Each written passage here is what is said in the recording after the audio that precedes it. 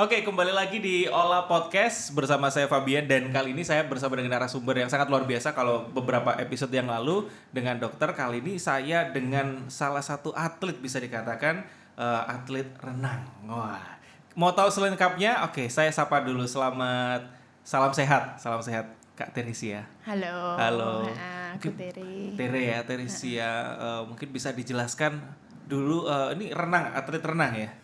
Atlet renang, lebih tepatnya atlet renang indah. Atlet renang indah. Mantan, iya. Kalau ngomongin mantan masih seru nih ya. Mantan atlet Mantan renang indah atau enggak nih? Wah, gitu. Renangnya hilang tinggal indahnya berarti ya. Mantan atlet renang indah. Mungkin bisa dijelaskan dulu awal kok bisa berkecimpung dalam dunia perenangan gitu ataupun olahraga renang itu dari mana awalnya? Mungkin awal mula hanya aktivitas anak-anak yang akhirnya keterusan seperti itu. Oke. Mungkin orang tua melihat bakat, terus guru juga mendorong, pelatih juga mendorong, akhirnya ya keterusan. Seperti itu. Awalnya tuh kenapa aktivitas waktu anak itu karena memang suka bermain air gitu. Kan ada anak-anak yang memang suka main air ya, kalau hujan-hujanan itu ke depan gitu terus main-main gitu. Emang bagaimana awalnya? Mungkin awal seperti itu, tapi Okay. untuk terjun ke klub kan kalau atlet kita kan masuk klub ya, Yeah. kayak gitu. Sebelum naungannya Jawa Timur kita kan masuk klub ya kan. Awal mula karena saya hiperaktif. Oke. Aku dulu waktu kecil hiperaktif banget. Usia kayak waktu gitu. usia berapa itu? Ya mungkin kelihatan TK seperti itu. TK ya? Kalau misalnya anak-anak normal itu siang tidur, malam juga tidur. Kalau aku siang nggak tidur, malam juga susah tidur. Oh gitu. Kayak Jadi gitu. Akhirnya lari-lari gitu, main-main gitu di rumah. Iya, jadi orang tua mungkin mulai kerasa karena orang tua waktu itu kerja kantor, yang mungkin pagi harus bekerja lagi ya kan. Terus akhirnya saya didorong untuk siang itu lebih capek lagi. Akhirnya aku masuk ke salah satu klub besar di Surabaya. Seperti itu, terus akhirnya ya keterusan itu. Oh, jadi Gitu, efektif ya. Jadi energinya kepake untuk berenang. Betul. Tapi awalnya memang waktu diajak berenang suka enggak? Suka sih, kalau menurut aku anak-anak itu nggak ada yang nggak suka air. Air itu menyenangkan seperti itu. Jadi kalau menurut aku, kalau untuk anak-anak sangat amat jarang untuk bilang tidak suka air. Gitu sih. Mungkin dia kalau bilang nggak suka air ya mungkin karena ada trauma, pernah tenggelam atau apapun itu, dia trauma. Backgroundnya ada trauma aja gitu. Waktu kecil dulu akhirnya diarahkan untuk berenang. Awalnya pasti senang ya karena tadi dibilang senang air ya. Sempat bingung nggak, maksudnya kayak takut tenggelam apa gitu, atau justru malah seneng, aku explore nih air gitu, mau jadi mermaid no? Sebetulnya aku lupa sih. Gak. Tapi gambaran kasarku dulu senang banget di air. Kalau misalnya ke kolam renang main air ya pasti senang gitu. Cuman aku ingat juga dulu kalau kita jadi atlet latihannya kan juga nggak setengah-setengah kan. Ya kan, berat banget. Mungkin pelatih itu juga dibilang jahat banget kayak gitu. Jadi ya aku ingetnya kalau mau latihan itu selalu nangis. Gitu. Okay. Ya namanya anak-anak mungkin maunya bermain, tapi harus diarahkan serius dan keras seperti itu. Kan kalau mau jadi atlet nggak ada setengah-setengah kan? Kayak gitu. Jadi seingatku kalau mau berangkat renang itu selalu nangis. Seperti itu. Dan itu waktu memutuskan jadi atlet kelas berapa? Seingat aku kelas 4 SD. 4 SD? Ya, kurang lebih lah kelas 4 SD. Itu yang mengarahkan orang tua? Orang tua. Kayak ini ada bakat ya untuk bisa berenang gitu. Kayak gitu sih. Waktu jadi atlet itu latihannya apa aja? Maksudnya untuk berenang cepat atau udah langsung fokus ini renang indah gitu? Kalau di renang saya yang mulai 4 SD itu saya masuk itu yang di renang indahnya. Langsung di renang indah. Sebelumnya yang di renang Mungkin juga namanya juga atlet, tapi Iya. tidak sebesar saya yang di Renang Indah. Karena kalau di Renang Indah naungannya saya masuk Jawa Timur. Seperti itu. Jadi bukan masuk klub saja, tapi langsung ke Jawa Timurnya. Itu mulai dari sekitar 4 SD gitu. Wow, kelas 4 Gitu. SD. Dan juga teman-temannya banyak juga ya kalau usia 4 SD gitu ya, kelas-kelas 4 SD. Waktu itu saya yang paling kecil, Oh, sama gitu. adik saya. Adik saya tuh yang paling kecil, seperti Oke, itu. Oke. Luar biasa berarti ya. Gitu. Usia dini sudah renang dan ikut kategori renang indah. Sampai sekarang ngefek nggak waktu ikut renang dari dulu sampai sekarang? Akhirnya meskipun jadi pengajar dalam sisi kesehatan gitu, apakah berpengaruh? Kalau atlet itu berpengaruh banget di hidupku. Gitu ya? Bukan hanya karena apa yang sudah saya dapatkan, tapi untuk seperti kebiasaan dari kecil yang saya bangun di atlet itu terbawa sampai saya sekarang. Seperti contohnya kedisiplinan, ketegasan saya, gitu. Ditambah lagi mungkin saya kayak senang sama anak-anak. Jadi ya saya masuk ke pengajaran, apa yang saya sudah dapatkan saya bagikan ke anak-anak, tapi mungkin ada yang saya rubah. Contohnya dulu mungkin pelatih yang sangat amat jahat misalnya, terus habis gitu keras banget, nggak ada kata-kata fun seperti itu. Tapi sekarang aku mau merubah itu. Anak-anak dapat yang teknik dengan yang baik, tapi mungkin dengan fun. Kenapa enggak gitu loh ya kan? Kalau bisa fun, kenapa kok harus yang jahat-jahat kayak gitu kan? Iya. Aku sendiri sebagai yang sudah pernah mengalami, aku sendiri nggak senang dengan kayak gitu loh. Jadi kenapa aku harus mengulang itu lagi? Nah itu dari salah satu yang pengalaman aku kayak gitu. Dan memutuskan untuk mengajar itu kapan? Mengajar saya sudah dari umur 14-15. Oh ya? Ya. Oh jadi bersamaan dengan menjadi atlet dan juga mengajar? Enggak, kalau saya jadi atlet tuh kan dari sekitar umur 8. 8 tahun? Iya, 8 tahun. Oke. Gitu, dari umur 15-an saya sudah mulai mengajar. Dari umur 15-an mengajar. Jadi bersamaan dengan ini ya, maksudnya berjalan bersamaan ya, atlet ya, mengajar juga iya. Pada saat itu saya sudah nggak jadi atlet. Saya sudah keluar. Oh, Karena di usia... ada masalah teknis di dalamnya itulah. Oh, seperti begitu. itu. Berarti berhenti jadi atlet usia sekitar umur 14. 14. Oh, oke. Seperti itu. Saya kira baru-baru ini maksudnya. Enggak ya? Enggak. Oke, waktu-waktu menjadi atlet di usia-usia keemasan itu ya, katakan usia-usia belasan itu sudah ikut lomba apa aja? Kalau yang nasional, kejurnas, kejuaraan nasional, PON, sempat kita sudah masuk pelatnas untuk persiapan SEA Games, tapi ternyata Indonesia membatalkan untuk cabang olahraga renang indah tidak berangkat. Tidak berangkat. Seperti itu, karena masalah teknis juga itu. Oke. Seperti Berarti itu. PON sempat ikut kejuaraan yang internasional SEA Games hampir berangkat, tapi memang karena masalah teknis enggak jadi berangkat. Kita sudah masuk pelatnasnya sih. Sudah masuk pelatnas ya? Sudah tengah-tengah, sudah merasakan Intensnya kerasnya latihan itu latihan itu. Kebetulan waktu itu kita dipegang pelatih Cina. Itu kan terkenal banget ya, pelatih Cina itu disiplin banget, keras banget, tapi ya memang jadi seperti itu. Seperti itu sih. Oke. Gitu. Ini menarik karena dari awal memutuskan untuk berenang karena menghabiskan energi anak kecil gitu ya. Tapi kalau dari Kak Tere sendiri melihat sebenarnya olahraga yang baik untuk anak-anak itu apakah renang ini termasuk satu di antaranya yang kayaknya cocok nih untuk anak yang hiperaktif nih atau anak yang lebih aktif daripada biasanya?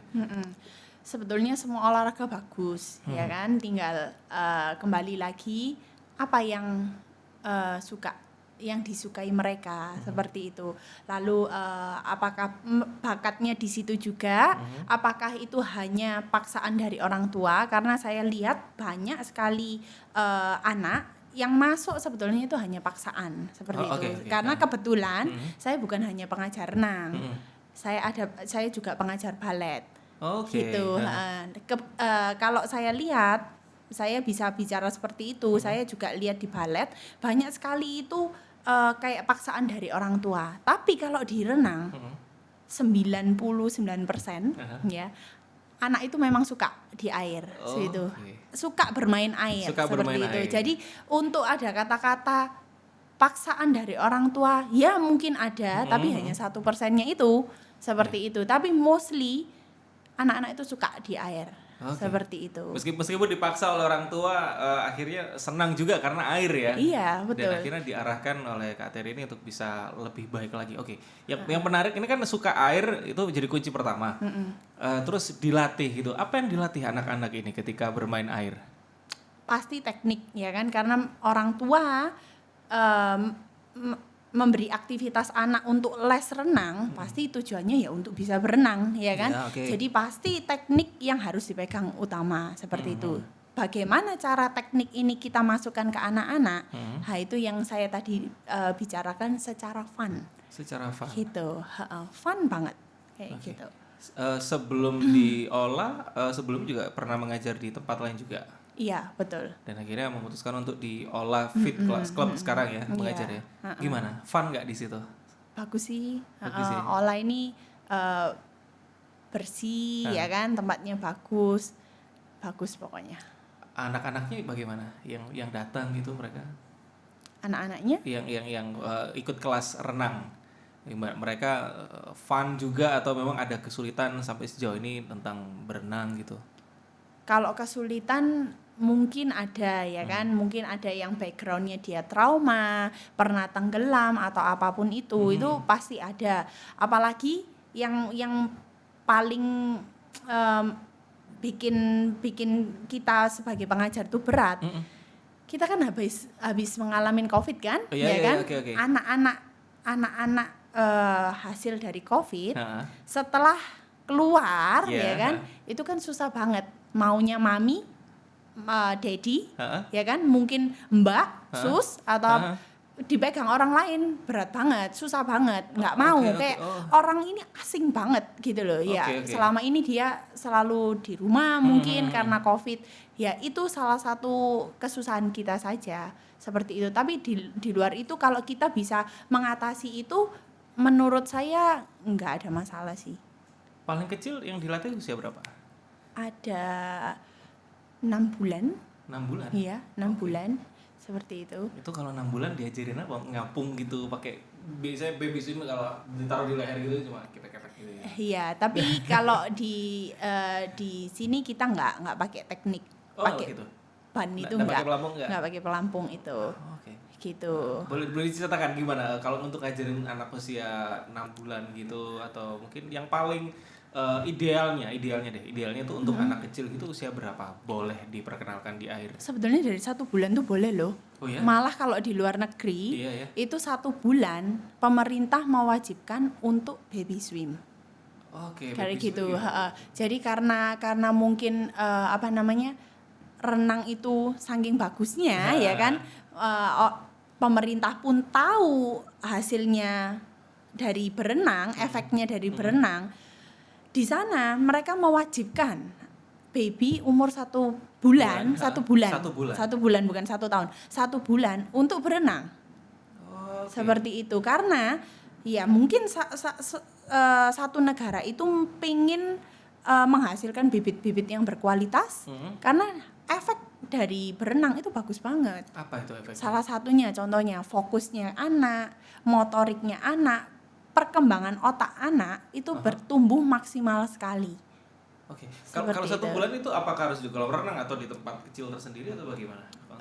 Kalau di kolam sih boleh, cuman mungkin kalau kolam Indonesia anggapannya kurang mumpuni untuk baby yang 1 bulan seperti itu kan.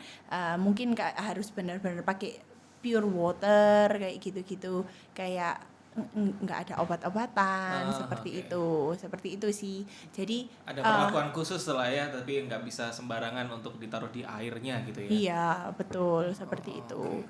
Gitu. Tapi kalau kita lihat misalnya di satu kelas itu anak, mungkin saya pernah pegang yang 4 bulan juga. Bahkan yang 2 bulan saya juga pernah pegang seperti itu.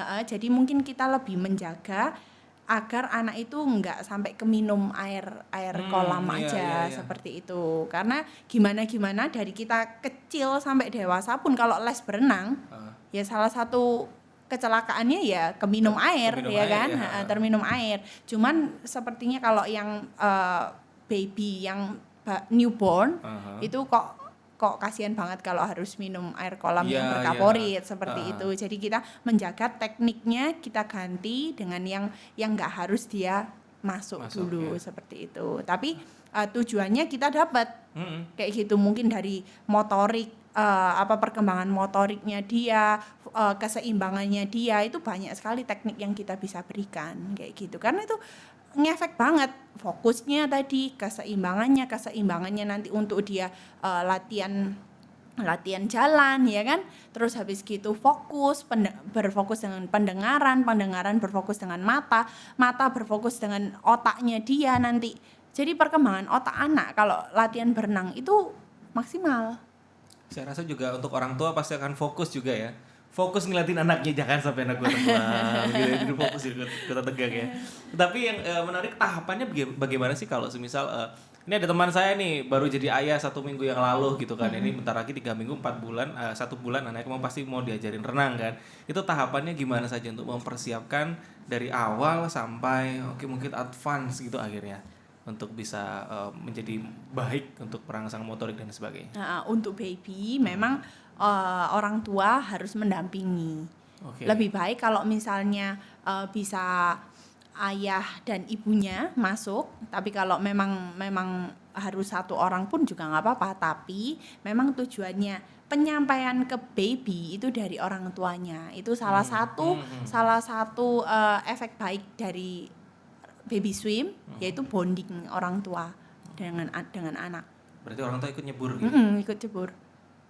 Kayak gitu. Berarti Kak Teresia yang ngajarkan tekniknya lewat orang tua.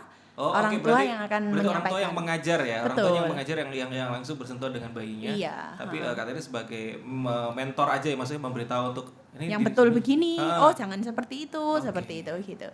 Berarti ini yang lebih berperan orang tua juga. Makanya orang tua juga gitu fokus itu tadi ya. Iya, itu kita sarankan sampai 4 tahun. Orang tua mendampingi. Di atas 4 tahun kita baru mulai ke kelas selanjutnya, yaitu langsung ke guru dan murid. Orang tua sudah tidak perlu ikut seperti itu. Gitu sih. Oke, menarik. Kalau di Ola sendiri kelasnya ada apa aja di kelas berenang di Ola Fit? Di Ola kita ada baby, ya kan, baby dari 1 bulan tadi sampai 4 tahun. 4 tahun ke atas kita ada kelas basic.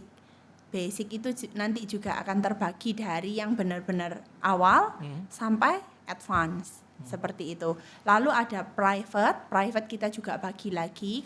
Kalau basic tadi kita isinya mungkin sekitar maksimal kita 15 anak dengan 3 pengajar. Kalau private kita 5 orang. 5 orang dengan 2 pengajar.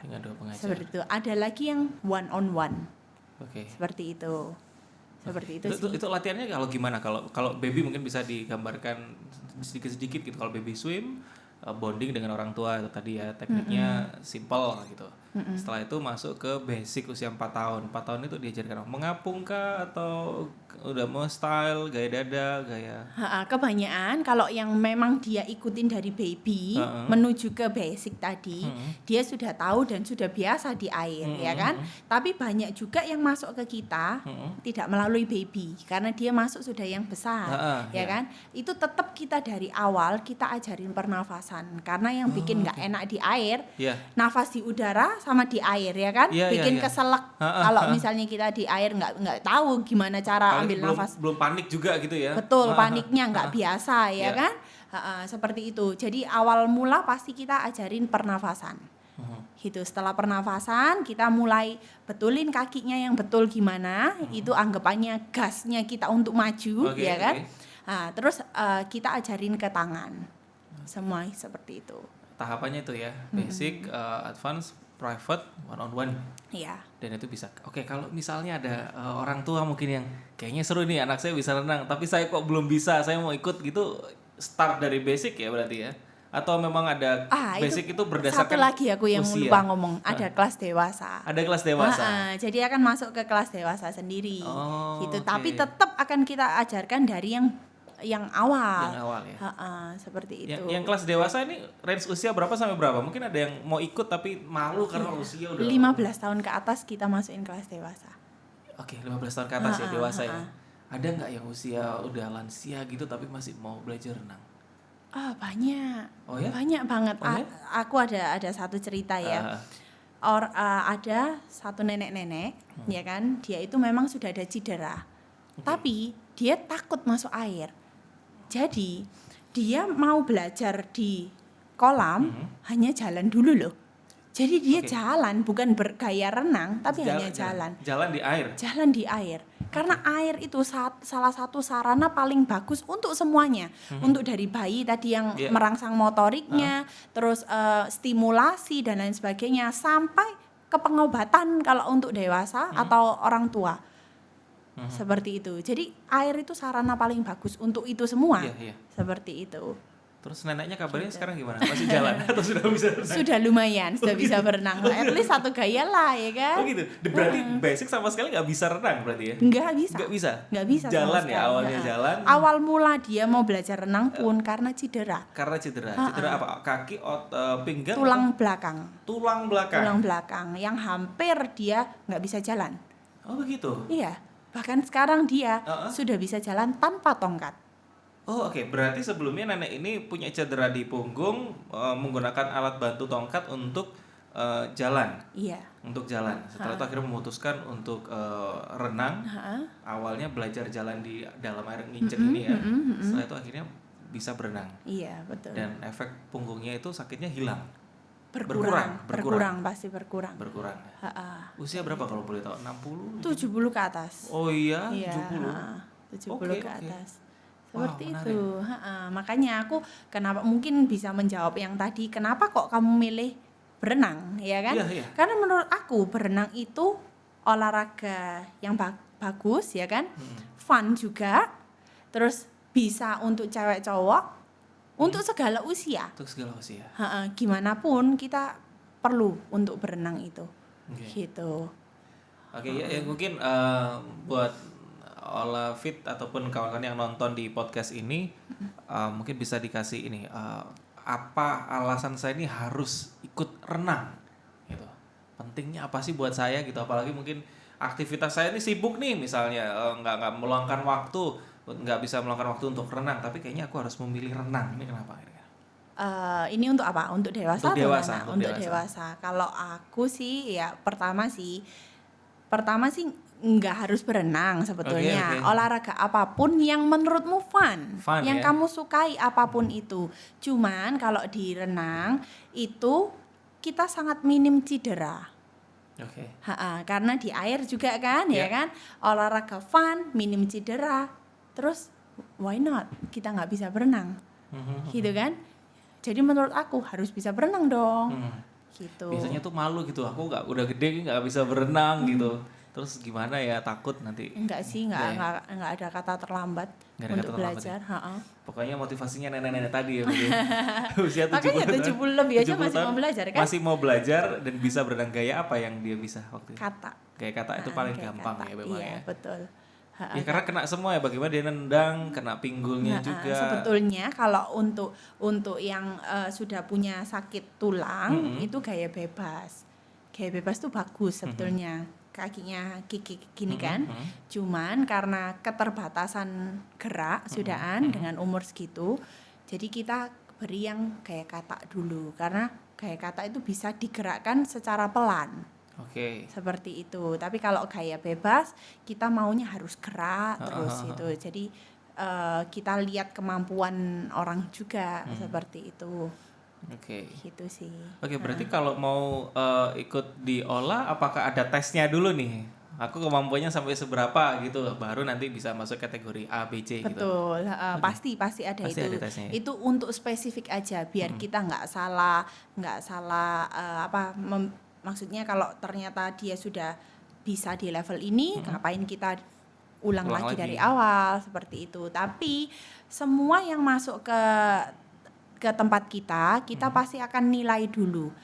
Dia sudah bilang, aku sudah bisa berenang nih, bisa semua gaya. Tetap kita lihat dulu berenangnya model seperti apa, dengan teknik yang betul, pernafasan yang betul atau tidak. Seperti itu kita akan nilai dari awal lagi. Seperti itu. Gitu sih. Berarti memang ada tes. Tesnya apa?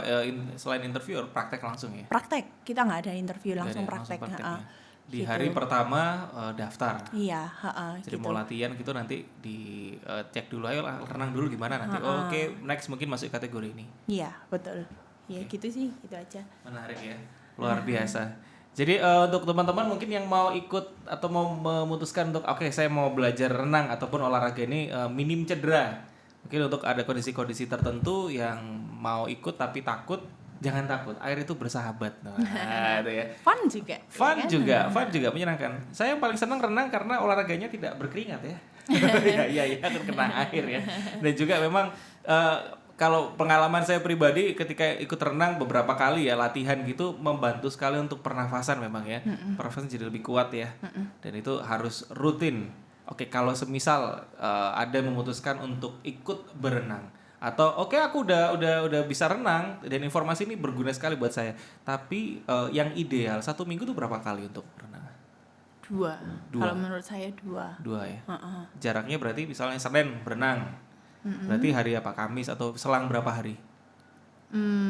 Ya mungkin Senin Kamis ya. Ya terserah sih. Tapi at least paling enggak kalau misalnya dalam 7 hari kita latihan berolahraga ya, kita kembali lagi nggak harus berenang. Berolahraga cuman seminggu sekali, tapi makannya setiap hari. Ya kan? Ugal-ugalan gitu ugal-ugalan ya kan. Jadi kalau menurut aku minimal untuk berolahraga itu 2 kali. 2 kali. Seperti itu. Oke. Gitu. Baik. Mungkin bisa dibagikan terakhir tentang bisa konsisten berolahraga. Itu kan penting ya, karena memutuskan untuk berolahraga, kontinuitas itu yang juga jadi kunci untuk bisa berhasil tetap hidup sehat. Oke, silakan Kak Tiri.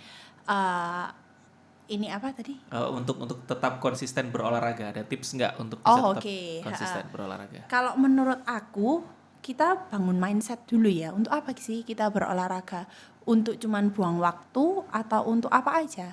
Seperti itu loh. Karena kalau untuk aku sendiri, kalau aku berolahraga, aku pengennya badanku sehat, ya kan? Bentuk badanku bagus, seperti itu. Karena mungkin kalau kita muda seperti ini kita nggak kerasa. Kalau misalnya sakit numpuk atau apapun itu kita nggak kerasa. Tapi kalau misalnya sudah mulai berumur, penyakit ini keluar, penyakit itu keluar. Jadi kalau menurut aku, untuk sehat, punya bentuk badan yang bagus, itu juga susah loh, ya kan? Tapi kalau kita sakit, kita nggak bisa bergerak, itu juga susah juga. Jadi tinggal susah mana yang mau kamu pilih, kayak gitu loh. Nah, menurut aku gitu.